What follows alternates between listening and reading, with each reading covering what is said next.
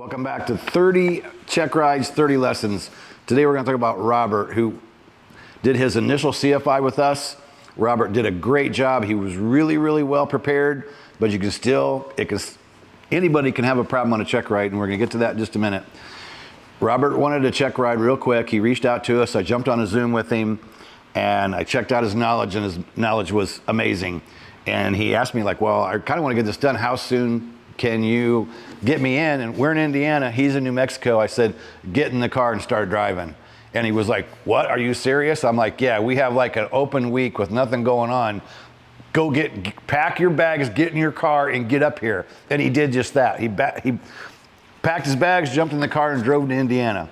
So we got him here, and his training went really, really well. Super sharp individual. Flying went good. The problem arose on check ride day, and the problem was we had to go meet the examiner for this one. The examiner was not coming to us, so we had to go to another airport to meet the examiner. So Robert's idea was, I'll just go to the hotel and drive to meet the examiner in the morning if you'd bring the helicopter over, because I always go along anyway. And he said, that way when the check ride's done, I want to just jump in my car and head home. And so I said, okay, fine, no problem. So that morning we fly over. I walk in, Robert had already arrived. I go inside the airport, and there sits the examiner, there sits a pile of books, and no Robert. And I walk up to see the examiner, and he's like, well, your applicant can't find his logbook. And I'm like, really? And he's like, yep, he's out in the car looking for it right now. And so, of course, I'm thinking, we always go through the ACS. I'm going to show you this here in a minute, the key, most important page in the ACS. We always go through and make sure everybody has everything they need. So I didn't have any doubt. So when I get there, I'm thinking, oh gosh, no logbook. And of course, the examiner says, kind of the one piece that we really have to have, or I can't even start. And I said, he goes, why don't you go out and check on your guy in the parking lot, see how it's going with him looking for the logbook. So I go out there. Robert's freaking out. He's on the phone with the motel that he checked out of. It's not at the hotel. He's looking through his car. And I'm standing there in the parking lot going, 25 years I've been doing this. And we try so hard to have everything 100%. And my heart's thinking too, right? Thinking, if we can't find the logbook, there's no check ride today. And, where are we going to go from there? So we give up on the parking lot. We go back inside and we sit down, and somehow Robert picks up a book that was laying there of all of his things that he had. And somehow the pilot logbook was shoved in another book. So check ride proceeds. Robert does well. Since then, since he is a CFI, he has sent us some additional FAC members. Robert came up to do his flight review with this year in R44, and it continues to be a friend to this day. So it's a good story on no matter how hard you try, you can still miss that one piece. And for those of you that you don't know, I'm going to use the private ACS, but each of the ACS has a page in the back.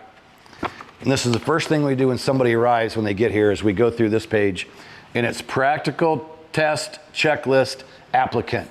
So in the private pilot, it's clear in the back, page 19 in the supplement, all the way in the back, okay?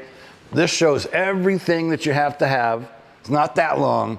These are your key items that are required for the test.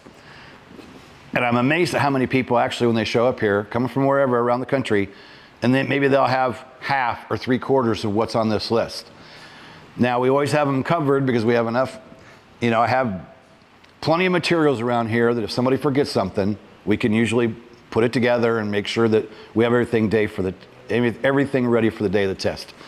So if you're not familiar with ACS, number one, you should be using it for your preparation, obviously. But 25 years ago when I started, the examiner I'm still using said, I asked him as a new CFI, what kind of tips can you give me as a new CFI? And at that time, it was, of course, called the PTS. And he said, hey, there's a page in the PTS that has a list of everything you need for the check ride day.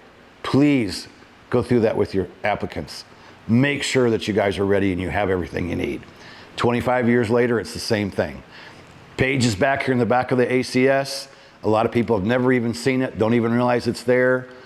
No matter what check ride you're prepping for, make sure you go to the back of the ACS, section 7, practical test checklist applicant, and it's going to list absolutely everything you need. And I tell people, start about 3 weeks in advance. You want to be starting to make sure that you have all this stuff. So you've got time. If you need something that's on here that you don't have, you've got plenty of time to go online and get one ordered, or go to your local flight school, pick up whatever it is you need. But that gives you plenty of time to make sure that you have everything you need. Because if there's any problems with any of that stuff, the check ride doesn't happen. And we've seen check rides stop that never even got started. I can think of all kinds of things. Here's one. Somebody showed up to see our examiner to take an instrument check ride in a helicopter. Their written test was instrument pilot fixed wing. Took the wrong written test and showed up at the check ride with the wrong written test. Long list of things that cause check rides to not happen. So there's your tip on that one. It's a good story, but it's back to the basics, which is what we preach all the time. It's not magic, okay? This is not magic. You go through the ACS, make sure you have everything you need. You go through the FAR AIM, make sure all the requirements are done. And we're gonna cover that in another video coming up as well. So that is that one for today. Do us a favor, and if you subscribe to the channel and click that bell real quick so that you'll be notified of the other 26 videos to follow. We're taking something from every check ride that we've done in the last 30 months. We've done 30 check rides in 30 months. So we're just going through and bringing up lessons learned that we can share with you that might help you on a future check ride. So if you subscribe and click that bell, you'll be notified. If you're interested in any of our online ground school courses, you just go to helicopterground.com. We'll put a link down below for that. And our cologne's getting pretty popular. You can ask questions 24 hours a day, 7 days a week at askhogs.com. It's now over 7 million words from my content from 14 years is piped into this thing. Blogs, podcasts, free YouTube content, paid content from our sites. It's all piped in there. 24 hours a day, 7 days a week, and get your questions answered. And we've also added that to all of our online courses. And I just had a gentleman email me who was a member, and he said, Kenny, I've been going through the private pilot, and he goes, I love the fact that you have the clone on every single video, because I can watch a video and then ask questions to the clone. And he goes, I've had some remarkable answers. So that's becoming, another tool that's helpful with our online courses. Is for each video there's AI there to help answer that question if you have a question.